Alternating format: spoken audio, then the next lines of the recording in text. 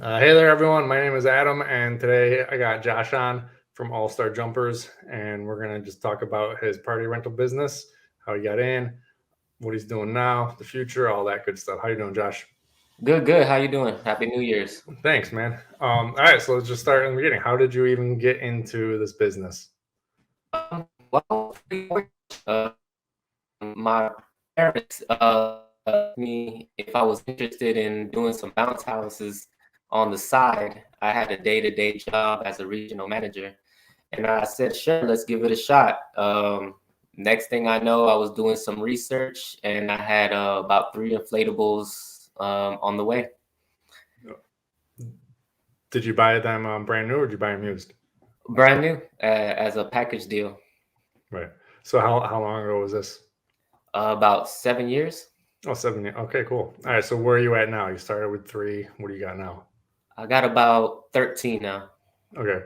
And I was looking at your website beforehand. You got um, that you got obstacle courses, combos, bounce houses, slides, concessions, and some tables and chairs. Is there anything I missed? Costumes. Oh, Yeah, we have costumes. We do balloons, balloon arches. We also package popcorn, package cotton candy. Um, I think that's about it. Yeah, tables and chairs. No tents. right. Yeah, I know. A lot of people don't like the tents. Yeah. And honestly, there's no reason to. If anything, a lot of bounce house guys just do some pop ups. Yeah, I tried it before, but it's just gave me a little bit of trouble. Okay, what do you mean? Yeah, too much. Okay. All right. So, what are your best like renters? What makes you the most money? The combos, bounce house with combos, the obstacle courses. Really? Just Yeah. like obstacle courses out in people's backyards? Yeah, mainly I focus on backyards. From time to time, I do have a couple churches, but I just try to keep it simple as I can and stick to the backyards. Right. All right. So, big thing everyone always wants to know. They always are discussing it. Marketing. How do you market? What's worked and what hasn't? Man, I pretty much try everything that's going on as soon as it comes out. All the social media platforms. Um, I've sent letters out to pretty much all the big businesses and organizations out there. I've sent emails. I've done Google ads.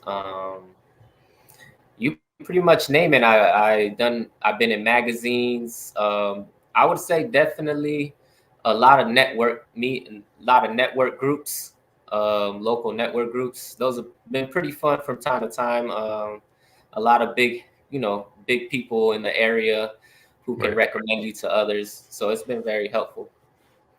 So, what is your best avenues of marketing? I would say word of mouth and Facebook. All right. So, you've been in this business 7 years. It's always better to learn from other people. What are some challenges and lessons you learned along the way? Um, the first one I have to say is I stay away from driving on grass. Uh, that's my main thing. I haven't had many issues, but I've had one issue where I had to pay out of pocket for one of my drivers left a whole bunch of skid marks in somebody's yard, and they weren't too happy about it. I So know that. So, yeah, my one of my employees, head guy, my friend, he's gotten stuck in a bunch of people's yard. And we've had to fix it. But this last year, we were setting up, and it was down a big hill, really far in this guy's yard. He let us go down there with a big 26-foot box truck on setup, and it was dry. It started raining on pickup, and when we went up, just I got stuck and had to number one pay for a tow truck, and then he wanted me to fix his property, and it cost $2,000 to fix all the damage. yeah, pretty much the same thing happened over here, and then and I tell my drivers over and over again, don't do it, no matter what the customer says. But that day, I remember it was raining. They wanted to get out quick, and it just didn't happen, and it just Right. cost me. Yeah. Yeah, it sucks. The next thing I would say is hiring. Hiring has been a little bit up and down. Um, I say I've been having to be real clear with all the employees about, if I have work today, if I don't have work this weekend.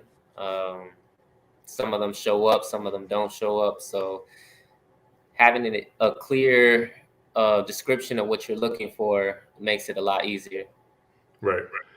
Um, how do you deliver things? Like, is it truck and trailer? Is it box truck? I started off with a cargo van. Okay. And from there, I went attaching utility trailers. The smallest from, 4x6 to now, 5x16 or something. And then I can fit about 8 to 12 on there. Right. I like that. A van and a trailer, because everyone's always talking about pickup trucks and trailer. If you got a van, you got nice dry space inside if it's raining. Exactly, yeah. So I Okay, can that's carry my cool. chairs inside, my concessions inside, and then all of my inflatables on the outside. But the thing here too, well, I'm here in Georgia, so we have, like you said, a lot of hills up and down.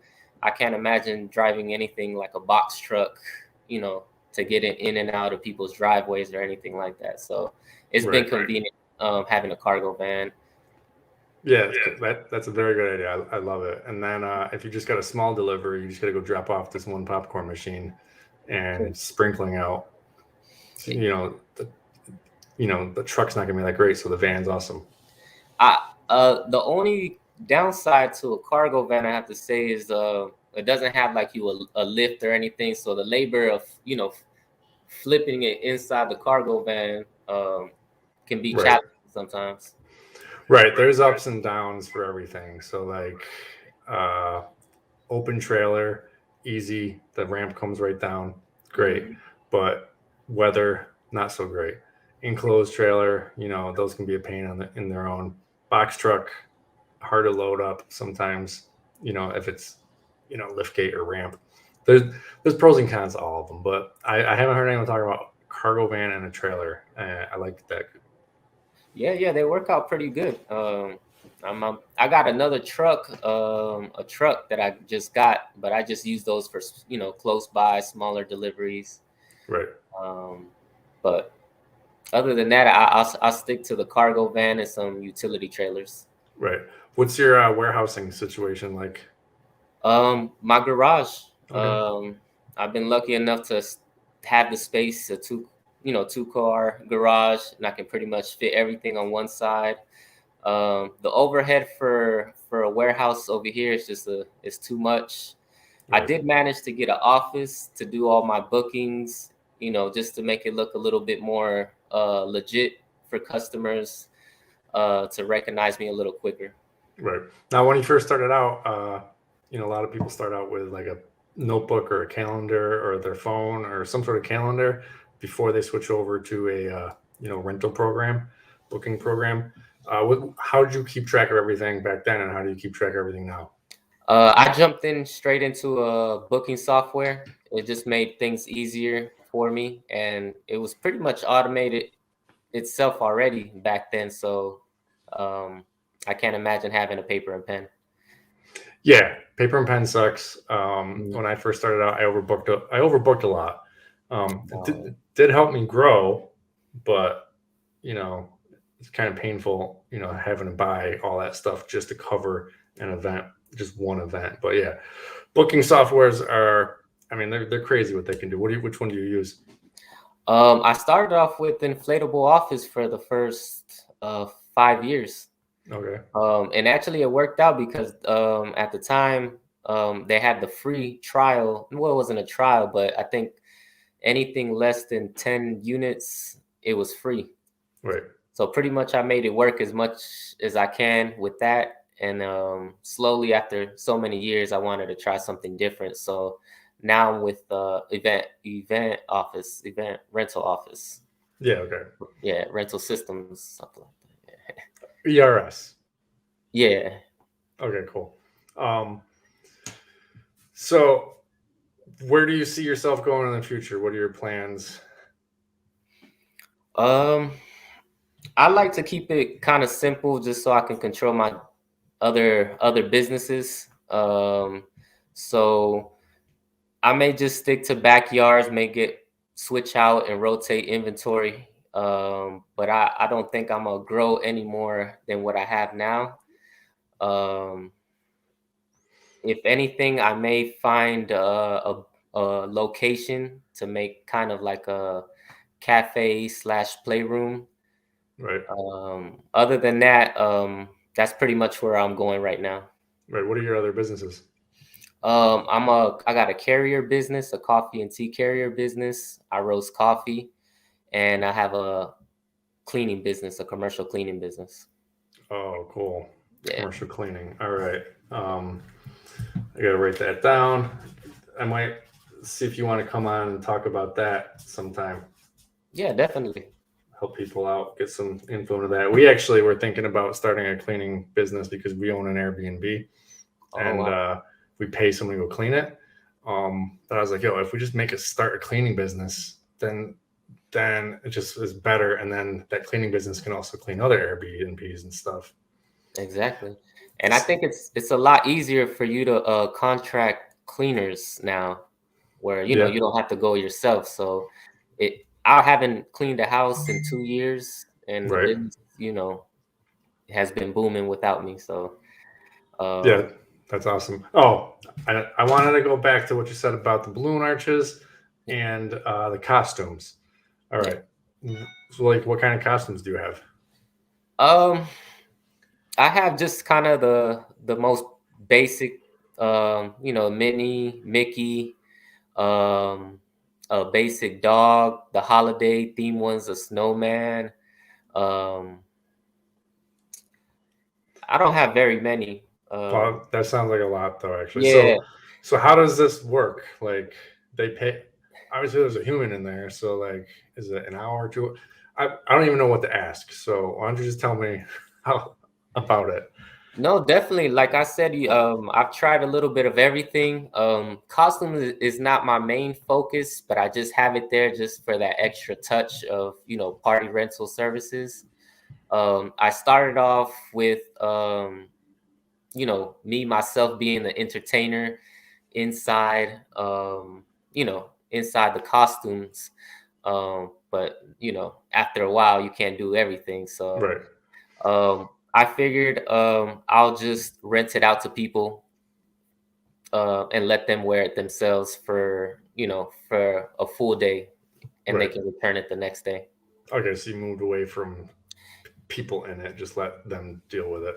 Yeah, that's pretty much it. I'm all about kind of like automating it where Yeah. it's pretty much the customer, Yeah. up to the customer. Yeah. That's where I'm at. I don't like um, the service part. I'm more of a equipment rental. Like, here's your equipment. There you go. I'm out. Yeah, keep it simple. The same thing with my packaged items. I have the concessions, but I really don't like cleaning it. I don't really like carrying it. Right. So I kind of give the customers the options. Hey, if you don't want to operate it, you don't want to deal with the mess. If you can't figure it out, look, I have about 15 cotton candy bags packaged, labeled, and I can, customize it with your own sticker, and you can add it to your goodie bags. Oh, cool. So instead of renting them the cotton candy machine, you'll make a bunch of cotton candy before.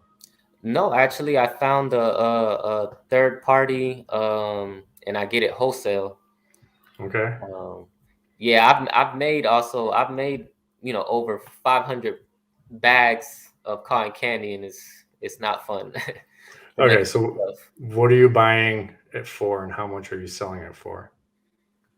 Ooh, off the top of my head, I don't really remember. Um, but to sell it, I sell it maybe at 350 a bag. Uh, Okay. but And I just can't tell you off the top of my head how much I get it for. But but you're the making margins, profit.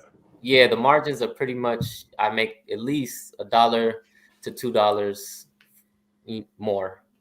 Okay, cool. Yeah. All right, now the balloon arches. I do have a friend that does balloon like tower and arches. Are you guys blowing up the balloons and then like making the arch on site? I do personally the columns, the arches. We find another business to service the customers for that. But it still runs through us, and then we just pay the the balloon decorator. Okay, so you're making money without having to go and make the arch. Yeah. Okay, that's cool. Awesome, man. Josh, I really thank you for being on, and have a good night, man. You too. Thank you for having me. Yeah, thanks. Talk to you later, man. See you.